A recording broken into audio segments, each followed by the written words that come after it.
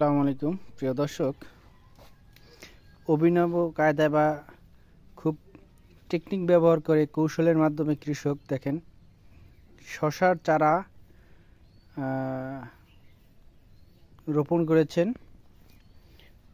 অনেক সুন্দর করে। যেমন ছোটোবেলায় যেমন বাচ্চারা মাটি গুলটি গুলটি করে ছোট ছোট, হ্যাঁ, ঠিক সেভাবে মাটিটাকে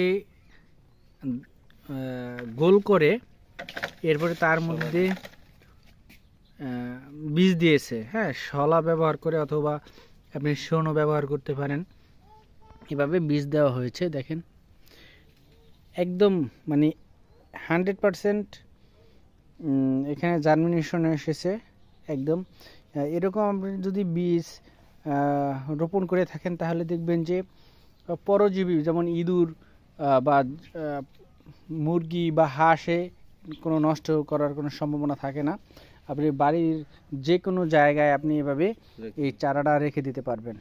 দেখেন এই যে এরকম আপনি ছোট্ট ছোট্ট পাত্রেও আপনি এই কাজটি করতে পারেন।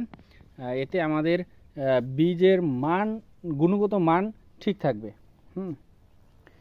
এই যে আবার এখানে দেখেন এটার বয়স 3 দিন, আর হচ্ছে এটা গতকালকে এই বীজটা জার্মিনেশন মানে বীজটাকে গজিয়ে 12 ঘন্টা ভিজিয়ে বীজটাকে গজিয়ে এই বীজটা গতকালকে দেওয়া হয়েছে। দেখেন